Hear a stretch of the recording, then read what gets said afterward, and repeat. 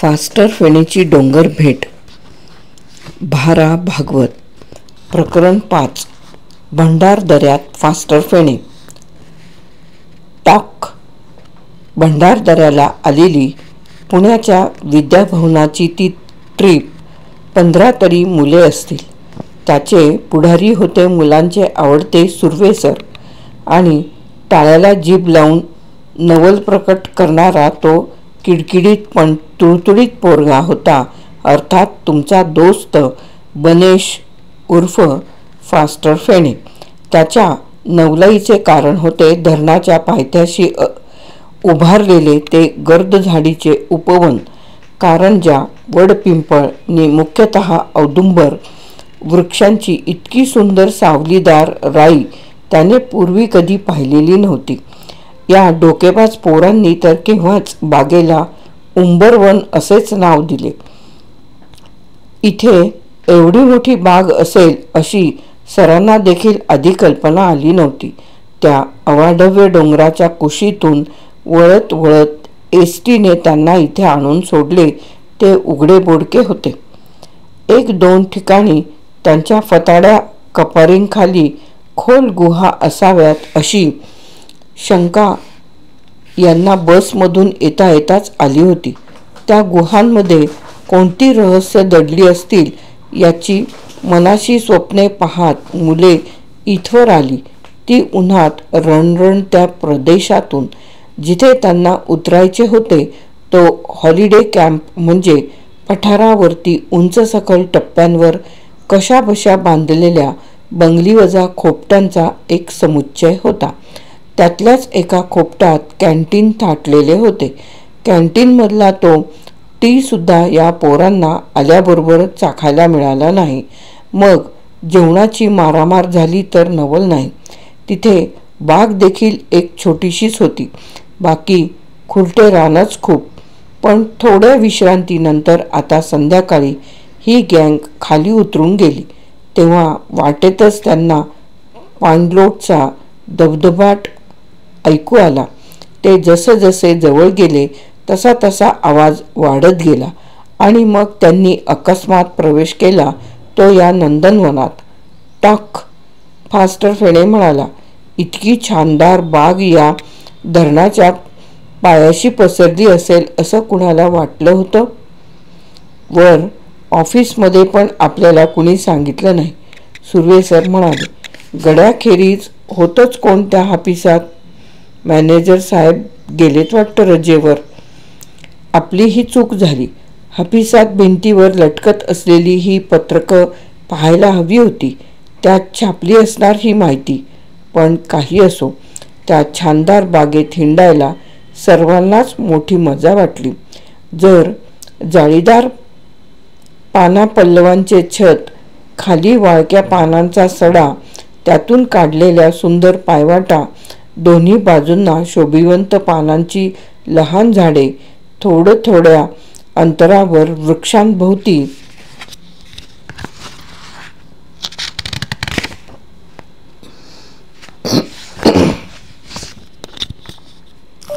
वृक्षांभोवती बांधलेले कितीतरी चुनेगच्ची पार आणि या साऱ्याला पाण्याच्या खळखळाटाचे पार्श्वसंगीत. अशाच एका पारावर थाटलेले होते एक घरगुती हॉटेल. छोटा स्टोव, त्यावर ॲल्युमिनियमची किटली, जवळ उपडे घातलेले काचेचे स्वच्छ ग्लास, एक काचेच्या तावदानांचे बॉक्स, त्यात बिस्किटांचे पुडे खोवलेले, कॉफीची एक बरणी, 2 मोठ्या प्लास्टिकच्या थपथपलेल्या पिशव्या. काही मुलांनी चहा घेतला. चहावाल्याच्या मुलाने ग्लास भरले. फास्टर फेणेने त्याला विचारले, तू इथेच असतोस का नेहमी? नाव काय तुझं? अमित. वा, छान, अगदी मोजकं नाव काढलंस. शरद शास्त्रीने लुकलुकत्या चष्मातून त्याच्याकडे पाहत म्हटले, मी नेहमी इथे नसतो. घोटीजवळ आमचं गाव आहे, तिथे शाळेत शिकतो मी. इथे नेहमी बाबा असतात. कितवीत शिकतोस? 7वीत. स्कॉलरशिपला बसलो होतो. अरे वा, हुशार आहेस की, जन्या जोशी म्हणाला. मिळाली का स्कॉलरशिप? एका मार्काने गेली. तो म्हणाला. दुसरा एक मुलगा पहिला आला. वाईट वाटलं?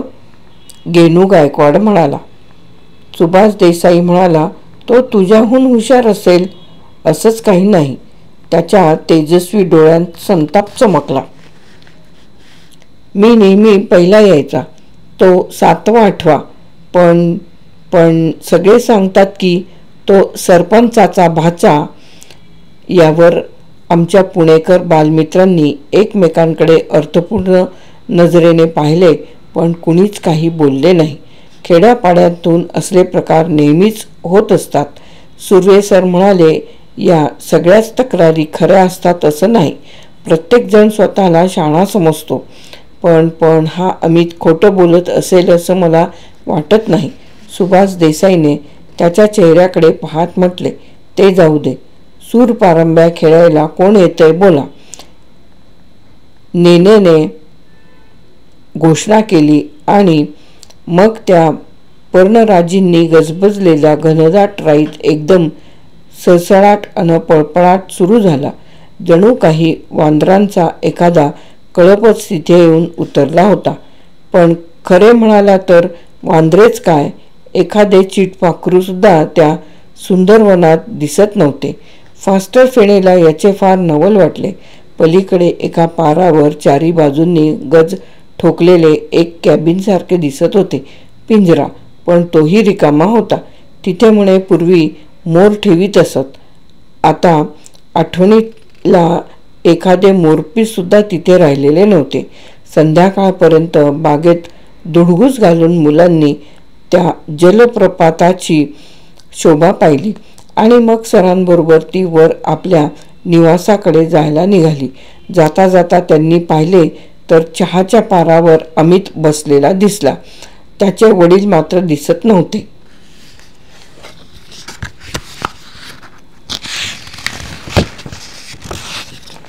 का रे अमित, आता अंधार पडायला आला. तू अजून दुकान मिटलं नाहीस? नाही, अमित हसून म्हणाला. खरं गिराईक तर आताच जमेल. आज पौर्णिमा ना. हॉलिडे कॅम्पमधली काही मंडळी यायची तिथे गप्पागाणी करायला. त्यांच्यासाठी चिकार मटण शिजवून आणलंय. मला थांबायला सांगून बाबा गेलेत. त्यांनाच आज घोटीला काम होतं. मग तू? मी इथे मावशीकडे राहणार. अच्छा, गुड गिराईक. असे म्हणून गेनू गायकवाडने सर्वांच्या वतीने त्याचा निरोप घेतला आणि मंडळी चढून वर गेली. रात्री वांग्याचा पचपचित रस्सा आणि कच्चा कचकचित भात यांचे जेवण झाल्यावर सुर्वे सरांनी प्रार्थना घेतली आणि मंडळी आपल्या ब्लॉकच्या वरांड्यातच आडवी झाली.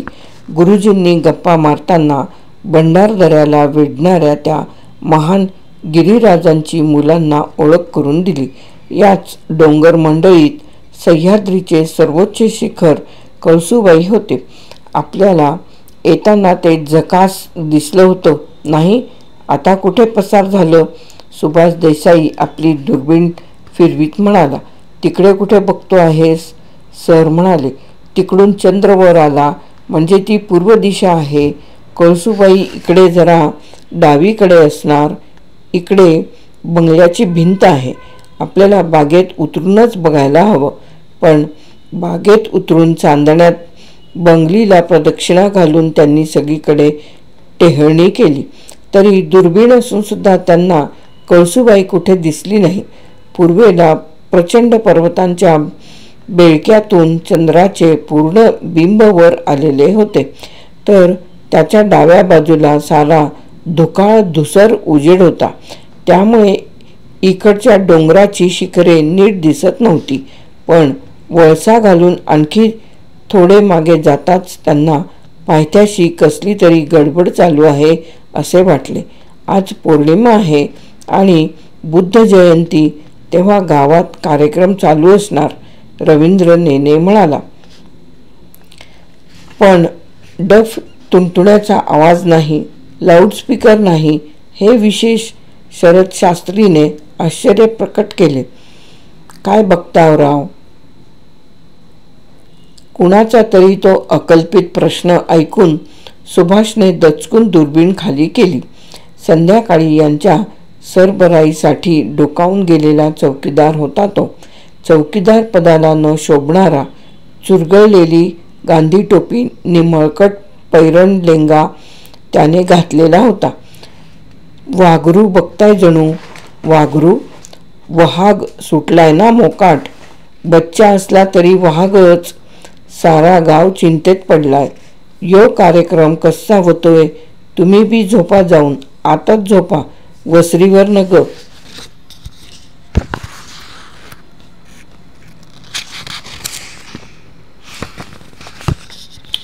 टाक. फास्टर फेनेने डोळे ताणले. मला खंडाळ्याची आठवण होते. तिथे तू वाघ पकडला होतास म्हणे. जन्या जोशी म्हणाला. निदान ऐकलंय असं? ऐकलंय काय? तिथल्या स्टेशन मास्तरना विचारा की. अरे बाबा, ग्यांदा गायकवाड चौकीदाराच्या बोलण्याची नक्कल करीत म्हणाला. आम्हा पुण्या मुंबईच्या लोकांच्या मागं वाघ असतोच की लागलेला सारखा. आता हत बी तेच.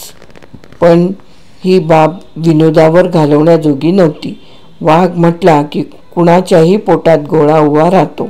आमची ही शब्दशूर मुले त्याला अपवाद नव्हती.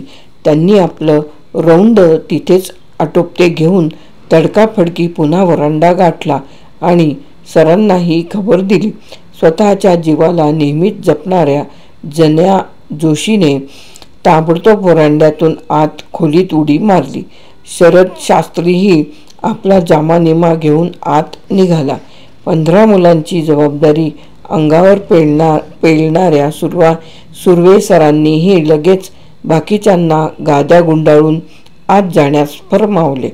आत गेल्यावर त्यांनी दरवाजाला कडी घातली अन खिडक्यांचे गज मजबूत असल्याची खात्री करून घेतली आणि मग कंदिलाच्या मिणमिणत्या उजेडात वाघाच्या आणि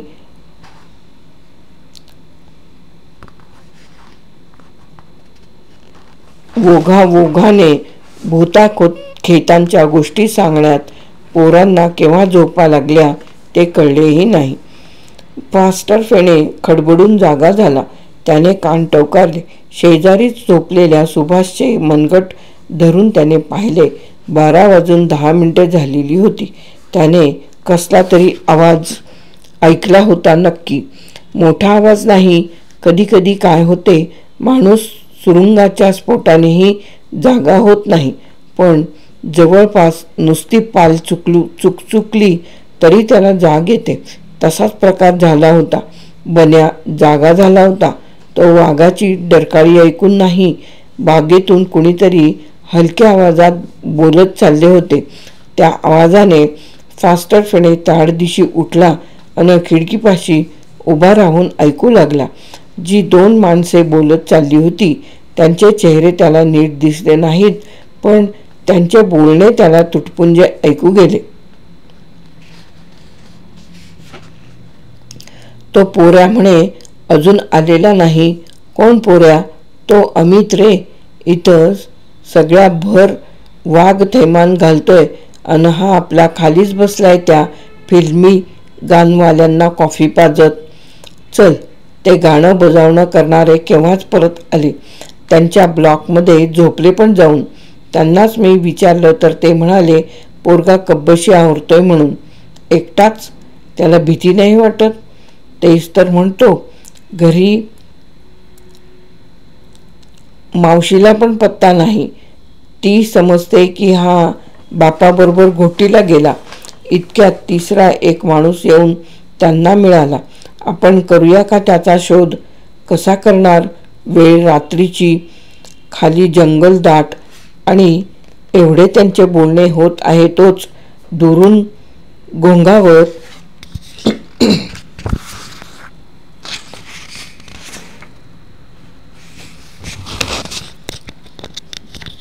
आलेली डरकाळी त्यांच्या कानावर पडली. घाव, गुर्र, बापरे, वाघ. आता विसरा तो अमित. आदमी को अपना जी प्यारा. आणि तो येईल रे दुसऱ्या वाटेने वर. आपण आपला जीव वाचवावा हे बरं, पळा.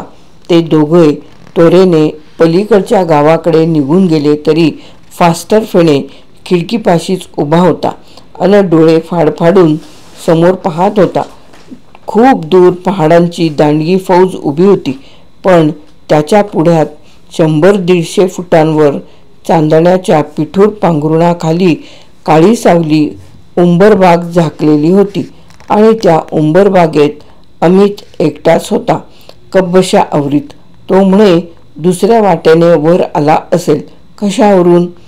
कातडी बचावायची असली म्हणजे सगळी उत्तरं सुचतात.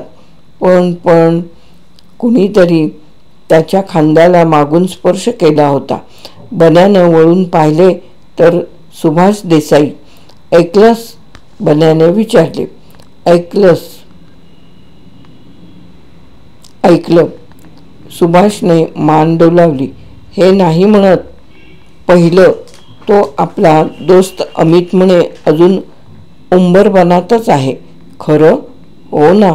आणि या 2 माणसांना ते माहीत असून ती गुपचूप घराकडे गेली. बिचाऱ्या अमितला वाचवावं असं त्यांच्या मनात आलं नाही. मला राहवत नाही. मला त्याच्या मदतीला धावावंसं वाटतंय. पण बन्या, अमित येईल रे परत. आणि आपण जाऊन तरी काय करणार? आपण वाघाला का तोंड देणार आहोत? खंडाळ्याला आपल्या हातून काही घडलं म्हणून भलत्या उड्या मारू नकोस. उड्या बिड्या मारत नाही मी. पण हा मोठा वाघ नाहीच आहे म्हणे. वाघरू आहे, वाघाचा बच्चा असेल. पण तुला मला तो भारीच. ते काही नाही. बन्या चुळबुळ करीत म्हणाला. मला चैन पडत नाही. मी जाणार माझा रामपुरी चाकू घेऊन. तू जाणार तर मग मी पण येणार माझी एअरगन घेऊन. एअरगन? फे हसला तेव्हा रामपुरी चाकू म्हणून सुभाषने त्याला नाक ओढवीत प्रतिसाद दिला. दोघेही मागे वळले. आपली ती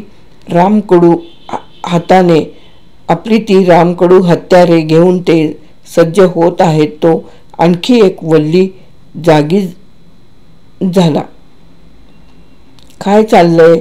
नाकावर चष्मा चढवीत विचारणा झाली. काही नाही शास्त्री बुवा, तुम्ही झोपा.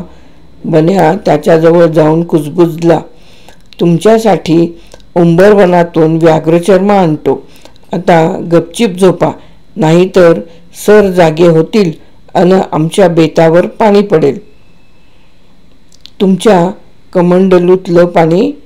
सुभाष, आम्ही गेलो की दाराला कडी लावून घ्या बरं.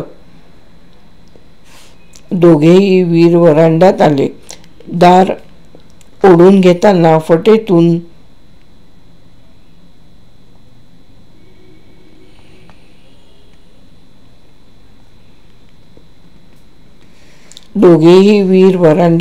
दार ओढून घेताना फटीतून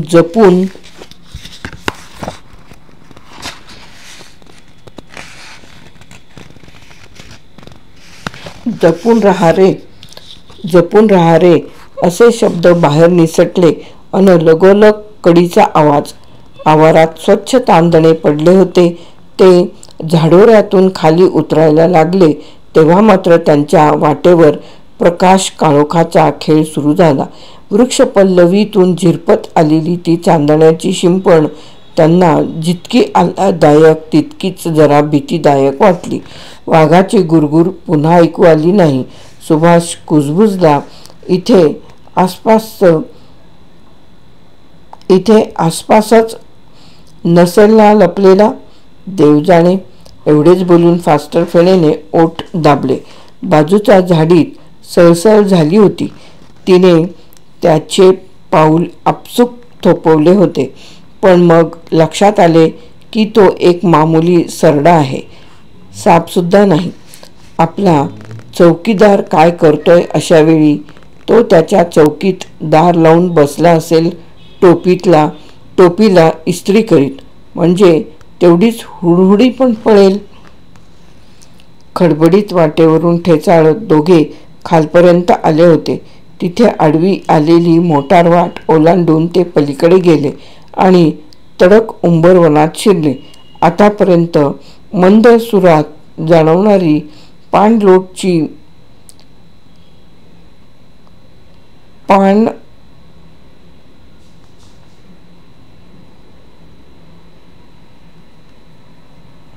खडबडीत वाटेवरून ठेचाळत दोघे खालपर्यंत आले होते. तिथे आडवी आलेली मोटार वाट ओलांडून ते पलीकडे गेले आणि तडक उंबरवनात शिरले.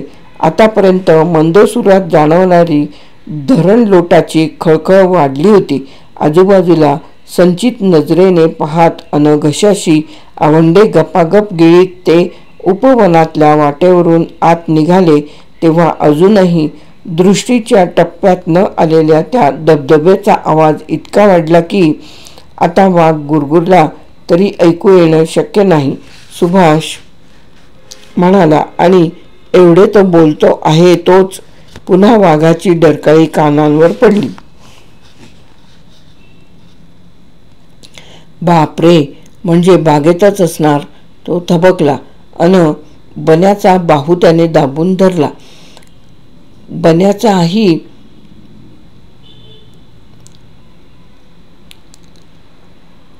बन्याच्याही उरात आता धडधड होत होती. पण तो दातांनी ओठ दाबून पुटपुटला, काही झालं तरी आपण जाणार. तो पाहिलास, हॉटेलचा पार कब्बशा अस्ताव्यस्त पडल्या आहेत. किटली उघडीच आहे आणि छोट्या मालकाचा पत्ता नाही.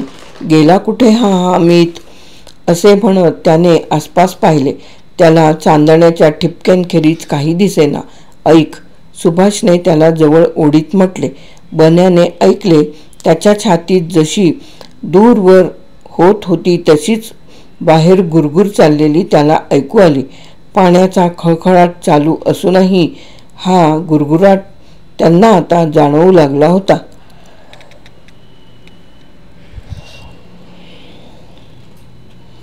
पाराला टेकून एक आकडीचा बांबू उभा केलेला होता. आंबे जांभळे काढण्यासाठी त्याची योजना केलेली असावी. बन्याने त्याच्यावर झडप घातली. हे एक नवं हत्यार. तो पुटपुटला आणि तो बांबू भाल्यासारखा हातात उभा धरून तो पुढे पाऊल टाकणार तोच सुभाषने त्याचे बोकट धरून त्याला मागे खेचले. फास्टर फेणेने पाहिले तर तो नाकावर बोट ठेवून त्याला गप्प करीत होता. त्याची नजर समोर कुठेतरी लागलेली होती. फेनेही समोर पाहिले आणि त्याला दिसला एक चित्तथरारक देखावा. झाडांच्या पालवीतून झरणाऱ्या त्या चांदण्याच्या बरसातीत ते दृश्य जितके नाटकी तितकेच भयानक वाटत होते. आकाराने मोठ्या अल्सेशियन कुत्र्या एवढा एक वाघाचा बच्चा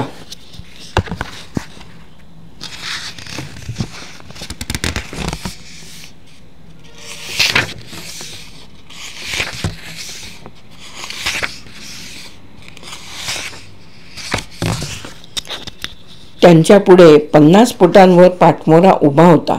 त्याने वर आकाशाकडे मान केलेली असून तो अविचल नजरेने वर पाहत होता. वर ये, फास्टर फेनेने खूण केली अन स्वतः शेजारच्या पारावर उडी मारली. त्याच्या पाठोपाठ सुभाषही उडी मारून वर चढला. दोघे औदुंबराच्या धिप्पाड खोडाला धरून उभे राहिले अन समोरचे ते स्थिर चित्र पाहू लागले. वाघ वर पाहत होता. कुठे पाहत होता ते फास्टर फेनेच्या लवकरच ध्यानात आले. त्याला नि सुभाषला क्षणभर असे वाटले की आपल्या हृदयाचे ठोके बंद पडले आहेत. माणसाला हतबुद्ध करणारेच ते दृश्य होते. आधी त्यांना दिसला होता समोरचा तो प्रशस्त पार अन पारावरचे ते लोखंडी गजाचे लाकडी खोपट. माझी मोराचा पिंजरा.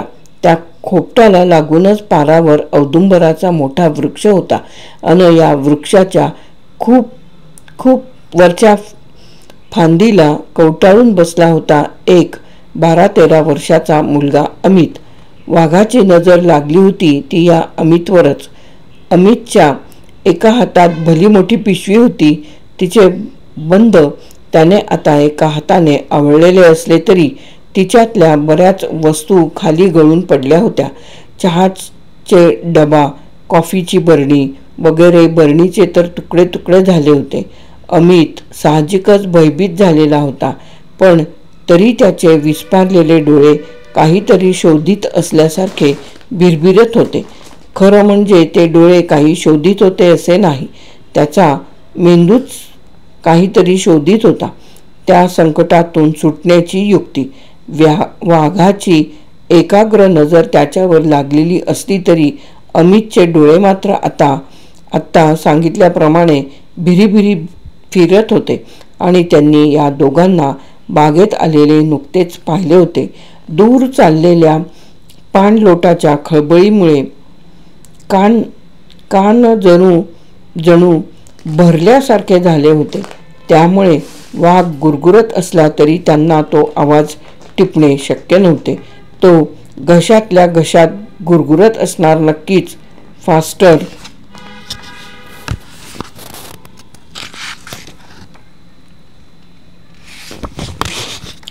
फास्टर फेणे सुभाषच्या कानाला लागून म्हणाला. उंदीर तावडीत सापडल्याच्या कल्पनेने मांजर फुरफुरतं तसा. पण अमित खूपच उंच चढलाय. एवढी उंच उडी या वाघराला मारणं शक्य नाही. सुभाषने कुजबुजू उत्तर दिले. पण बन्या, आपण काय करूया आता? मलाही काही कळत नाही. आपण जरा हालचाल केली तर तो मागे वळेल अन आपलाच फन्ना उडविल. त्यांची एवढी कुजबूज होते आहे तोच वरून अमित एकदम म्हणाला, मला एक युक्ती सुचते आहे.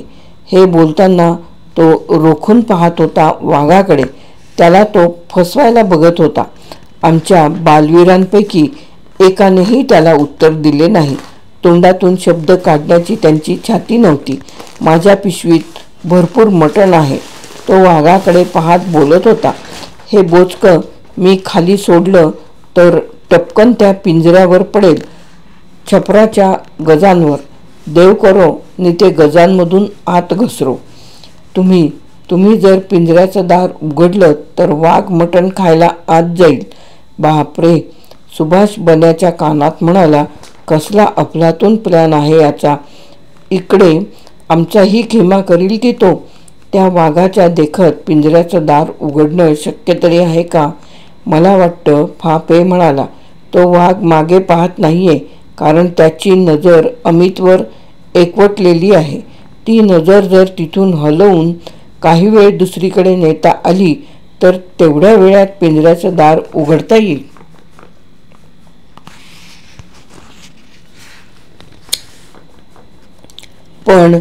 पण हे करायचं कसं? आणि दार उघडणाऱ्याने तो आत गेल्याबरोबर ते लावून सटकायचं कसं? असं करूया आपण, फास्टर फेणे त्याच्या कानात बराबर सांगू लागला. तू या झाडावर चढ. अमित चढलाय तसा खूप उंच. तिथून तू फटाफट एअरगन उडव. त्या आवाजाने दचकून वाघ तुझ्याकडे पाहिल. तेवढ्यात मी पटकन जाऊन दार उघडीन. आणि पुढे? सुभाष म्हणाला. पुढे तू काय करणार? कुठे पळणार? तुला वेळ तरी किती मिळणार आहे असा? माझ्याकडे वाघ किती वेळ पाहत राहील? माझ्याजवळ 100 काडतुसांची माळ नाहीये. नसू दे, मी सांगतो तसं केलंस तर खूप वेळ पाहिल तो तुझ्याकडे. फाफे श्वास घेण्यासाठी थांबला. मग म्हणाला, दगड भरून घे खिशात, चिक्कार दगड. बंदूक उडवून झाली की वाघ तुझ्याकडे पाहिल. तू त्याला दगड हाण सटासट, त्याच्या नाकावर, तोंडावर, त्याच्या आसपास कुठेही, म्हणजे तो चवताळेल. त्याची नजर तुझ्यावर खिळेल. असं 2 मिनिटं जरी तू त्याला गुंतवून ठेवलंस तरी माझं काम मी उरकीन. फास्टर फेणेचा हा व्यूह भलताच डेंजरस होता. सुभाषला तर तो एक जीवघेणा खेळ वाटला. पण त्याच्या मनात आले, नो व्हेंचर नो गेन. आणि दुसरं तरी काय करू शकतो आपण? इतक्यावर आलो आहोत तेव्हा पुढचं करायलाच हवं. अमितला असंच टाकून काही जाता येत नाही. आणि समजा गेलो अन वाघाला चाहूल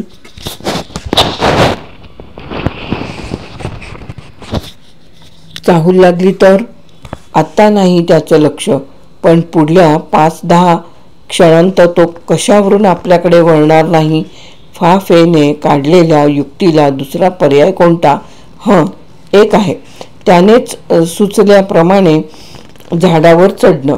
आपण एकट्याने नाही, बन्याने पण. त्या झाडावर अमित अन या झाडावर आपण दोघे. बघत बसणार का आमने सामने सकाळ होण्याची वाट? छे, असला दमछाक करणारा कंटाळवाणा पर्याय आपल्याला परवडणार नाही. त्यापेक्षा होऊन जाऊ द्यात एक घाव 2 तुकडे. त्याने घाईघाईने खिशात दगड कोंबले आणि मग तो शक्य तेवढ्या त्वरेने झाडावर चढला. शक्य तेवढ्या म्हणण्याचे कारण एवढेच की सुभाष प्रसंगी वानर बनत असला तरी तो जरा गुटगुटीत वानर होता. फास्टर फेणेसारखे किडकिडीत माकड नव्हते ते. एका खूप उंचीवरच्या फांदीला धरून तो उभा राहिला आणि त्याने एरगन सरसावीत खाली फाफेकडे पाहिले. झाड. बन्याने एका हाताने बांबू कवटाळीत हुकूम सोडला, म्हणजे नॉट ट्री, बंदूक झाड.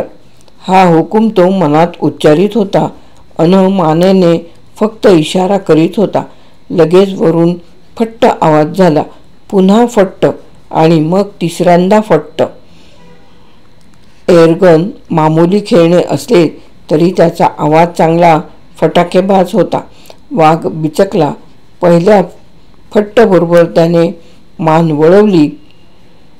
दुसऱ्या फट्टबरोबर त्याला उच्चासनावर बसलेला सुभाष दिसला आणि त्याने गुर्र केले. सुभाषने थाडकन त्याच्या नाकावर नेम धरून दगड मारला. तो पडला शेपटीच्याही पलीकडे 2 फुटांवर. पण मग सटासट दगडांचा मारा करून त्याने वाघोबाला चिडीला आणले. चवताळून एकदा इकडे नि एकदा तिकडे मान फेकीत तो गर्जना करीत सुटला. दरम्यान पहिले फट्ट होण्याच्याही आधी फास्टर फेणे बांबूसह सटकला होता. खाली मान घालून एखाद्या शहामृगासारखा सुसाट धावत त्याने ते पलीकडच्या पारावरला पिंजरा गाठला आणि त्याचे दार उघडले. कडी सहज निघाली. त्याला झटापट करावी लागली नाही. निमिषार्धात तो बांबूसह बाजूला झाला. बांबू अमितच्या औदुंबराला टेकून ठेवून त्याने भराभरा झाड चढायला सुरुवात केली. हे विशिष्ट झाड कसे चढायला हवे याची त्याने आधीच मनाशी तालीम केली होती.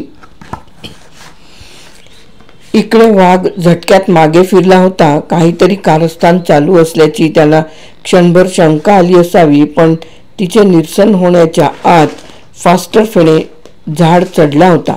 अर्ध्या झाडावर पोचताच तो आता निसंदिग्धपणे ओरडला, टाक तुझं मटणाचं बोचकं, सांभाळ.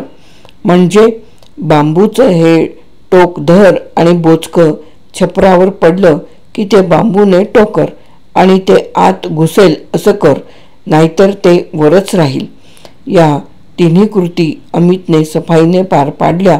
म्हणजे बांबू धरण्यात किंवा बोचके खाली टाकण्यात कोणतेच कौशल्य नव्हते, पण ते जेव्हा अपेक्षेप्रमाणे छपरावर पडल्यावर तिथेच थबकले, गजांतून आत गेले नाही, तेव्हा ते टोकरून टोकरून आत घालवणे सोपे काम नव्हते.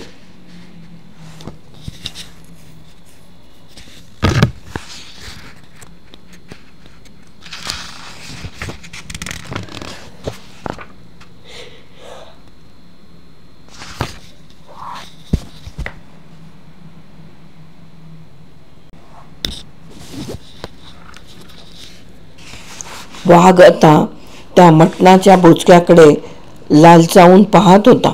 मटण तुमच्या आमच्या दृष्टीने भरपूर असले तरी ते वाघाला पुरेल एवढे नव्हते, पण वाघाच्या बच्च्याला मोह पाडील एवढी शिदोरी ती नक्कीच होती. त्यामुळे त्या भुकेल्या वाघोबाने पहिला बेत तर छपरावर उडी मारण्याचाच केला होता. पण मग त्याच्या त्या अपेक्षित जेवणाला जेव्हा अमितने इकडून तिकडून ओचकारे काढले अन धक्के मारले तेव्हा वाघोबा चिडले आणि त्यांनी गुरगुरत जागच्या जागी उड्या मारायला सुरुवात केली आणि मग ते थपथपीत मोजके गजांच्या फटीतून आत पाडले अन वाघोबाही स्तब्ध झाले. आपले सावध जणू वाट बघते आहे असेच त्यांना वाटले असावे. वर झाडाकडे दृष्टी फेक करून त्यांनी एक डरकाळी फोडली, पण ती आपल्या बबरजीला थँक्स देण्यासाठी होती की शिव्या घालण्यासाठी होती त्यांचे त्यांना माहीत. नंतर त्यांनी आपल्या जेवणघराकडे बुभुक्षितपणे पाहिले. किंचित शंकित मनाने एकदा डावी उजवीकडे पाहिले. जाऊया का आत, की हा एखादा सापळा बिपळा आहे? पण छट, या वाघाच्या बच्चाला कोण फसवू शकणार आहे? त्या माणसाच्या पोराने स्वतःचं मांस वाचवण्यासाठी हे मांस मला बहाल केलं असणार. असू दे, मला कडकडून भूक लागली आहे. मीही त्याची ऑफर नाकारणार नाही. फन्ना पाडेन त्या अन्नाचा अन येईन बाहेर टन्ना टन्ना उड्या मारीत. आणि एक उडी मारून वाघोबा पिंजऱ्यात प्रविष्ट झाले. तत्क्षणी झाडावर बसलेल्या अमितने अन फास्टर फेण्याने बांबूने ते दार ढकलून बंद केले. तुला जमेल तेवढा जोर करून तू बांबू दाबून ठेव. मी चाललो खाली. हे बोलत असतानाच फास्टर फेणे 2 फांद्या उतरला होता. खरं तर वाघाचे शंकानिरसन चालू असतानाच त्याचे उतरणे सुरू झाले होते. आता त्याने खाली उडी टाकली. क्षणार्धात त्याने बंद दार डाव्या हाताने दाबून उजव्या हाताने त्याने कडी लावून टाकली. घामाने थपथपलेला अमित आता झाडावरून उतरला. फास्टर फेणेच्या जवळ उभा राहून वटारल्या डोळ्यांनी आत बघत तो उद्गारला, बापरे, पुनर्जन्म झाला बुवा आपला. वाघ मागे लागला तशी काय पळतोय माझं मला माहीत. बर, हातात पुन्हा ती मटण कॉफीची पिशवी. पण त्याचाच तर उपयोग झाला ना. फाफे त्याच्या गळ्यात हात घालून म्हणाला, हो ना, पाहुण्यांनी रात्री सगळं मटण खाल्लं नव्हतं म्हणून बरं झालं. वाघाच्या उपयोगी पडलं. आणि आपल्याही. तेवढ्यात सुभाषही झाड उतरून आला होता. तो म्हणाला, नाहीतर आपलंच मटण झालं असतं. वाघाचा फराळ झाला होता खरा, पण आपण फसलो याची जाणीव होऊन तो आता मागे वळला होता आणि रागारागाने डरकाळ्या फोडीत होता. मागच्या पायांवर उभा राहून पुढचे पंजे तो पिंजऱ्याच्या गजावर थडाथड आपटीत होता. त्याचा वासलेला जबडा, फेंदारलेले नाक अन क्रूर मुद्रा हे रूप भयंकर खरे. त्यामुळे मुले दचकून मागे सरकली खरी, पण त्यांना आता धोका मात्र वाटत नव्हता.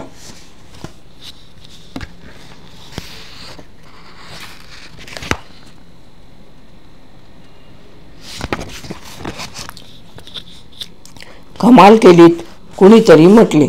त्यांनी वळून पाहिले तर सर तुम्ही? होय. सुर्वे सर काठी सावरीत बंदिस्त वाघाकडे पाहत म्हणाले, तुम्ही अपरात्री उठून एखाद्या मोहिमेवर निघालात अन मी नुसता झोपून राहीन होय. मला तुमच्या बोलण्याची कुणकुण लागली. पहिल्याने वाटलं आपण स्वप्नात तर नाही. मग उठलो, पाहतो तर आणखी 2-3 पोरं जागी झालेली. शरद शास्त्रींकडून कळलं सारं. त्याला बजावलं, मी जाताक्षणी कडी लावून घे. आणखी कुणीही बाहेर पडता कामा नये. ही काठी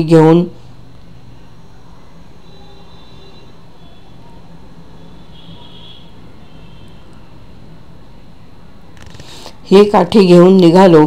काठीत गुप्ती आहे, पण ती मी वाघाविरुद्ध कशी वापरणार होतो माझं मला माहीत. खाली बागेत येऊन पाहतो तर तुम्ही आघाडीवरचा व्यूह केव्हाच रचलेला. अशा वेळी मी मध्ये पडलो असतो तर घात झाला असता. वाघ पाठमोरा वर बघतो आहे आणि तुम्ही माकडांसारखे फांद्यांना धरून खाली बघतायत. माझी वाचाच बसल्यासारखी झाली आणि मी निस्तब्ध उभा राहिलो. पण तुम्हाला सांगतो, जीव अगदी काठाशी आला होता. आम्ही चक्रावलो होतो. आम्हाला दरदरून घाम फुटला होता सर, पण भराभरा करीत होतो आम्ही जे सुचेल ते. असंच पाहिजे, घाम करी काम. पहिल्याने आम्ही बागेत आलो ना, तेव्हा सारखी भीती वाटत होती. वाघोबा आमच्यावर हल्ला करतो की काय. अमित सापडत नाही असं पाहून आमची शिकार करायचा. पण नवल हे की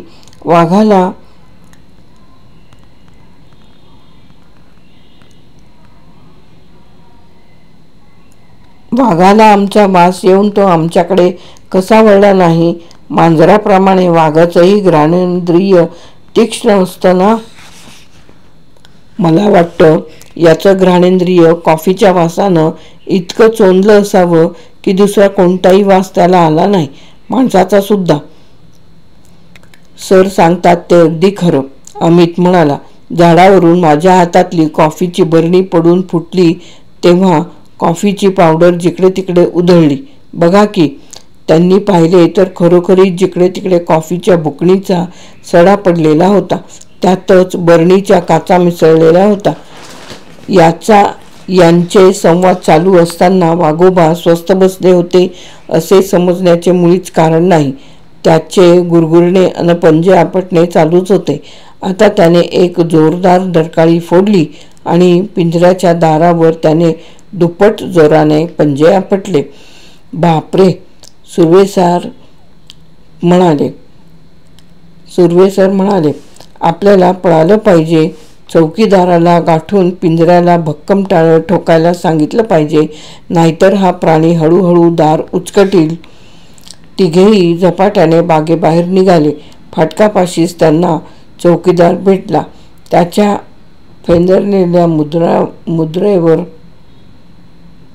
उसने अवसान दिसत होते आणि खादीधारी पोशाखाला न शोभणारी एक वस्तू त्याच्या हातात होती. ती पाहून फास्टर फेणे म्हणाला, बंदूक. तुमच्या हातात बंदूक नवल आहे.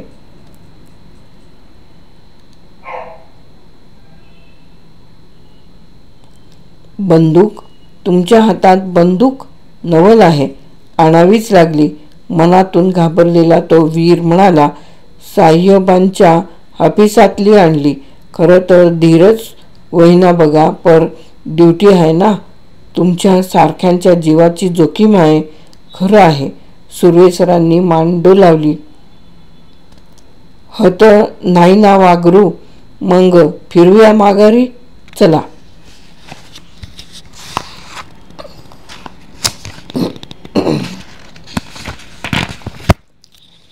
वागरू नाही कसं आहे की या बागेतच आराम करतोय वाघोबा. तुमच्या हॉलिडे कॅम्पातला खास बलाक दिला त्याला. मोराचा पिंजरा. काय म्हणताय? चौकीदार अबाउट टर्न करीत म्हणाला. तुमच्यासाठी त्याला व्यवस्थित कोंडून ठेवलाय. आता काय करावं? हे बोलता बोलता चौकीदार दादांनी पुन्हा अबाउट टर्न केले होते. आता कायम तुमच्या उंबरबागेतच ठेवा हा वाघाचा पिंजरा, सुभाष म्हणाला. बागेची शोभा वाढेल त्यामुळे. तिच्या म्हणजे मी सांभाळू. वय साहेब येईस्तवर ते तुमचं तुम्ही बघा, सुर्वेसर म्हणाले. तुमच्या हातात बंदूक आहे. वेळ प्रसंगी तुम्ही गोळी घालू शकता. पण सध्या पिंजऱ्याला टाळं ठोका. आम्ही जातो. आणि हो, तुमच्या साहेबांना आजचा प्रसंग रेकॉर्डवर लिहून ठेवायला सांगा. म्हणावं, नोंद करा. फास्टर फेणेचा नवा पराक्रम घडला तो इथल्या उंबरबागेत. सर, हे मात्र मुळीच ऐकून घेणार नाही. फास्टर फेणे उखडला. हा माझा पराक्रम नाही.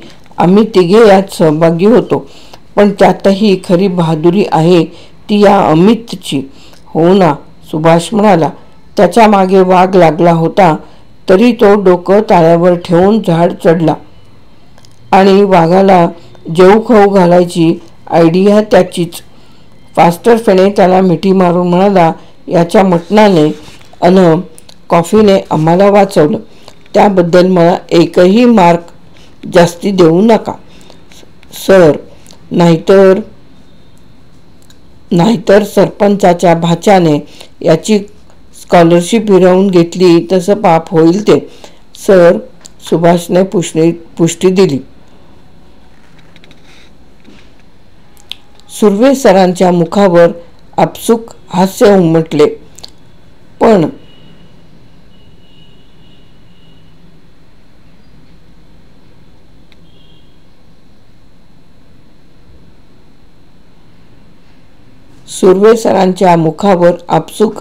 उमटले. पण यापैकी कोणत्याही गोष्टीचा संदर्भ माहीत नसलेले चौकीदार दादा नुसतेच बावळट चेहरा करून त्यांच्याकडे पाहत राहिले. प्रकरण 5 येथे समाप्त. फास्टर फेणेची डोंगर भेट. भारा भागवत.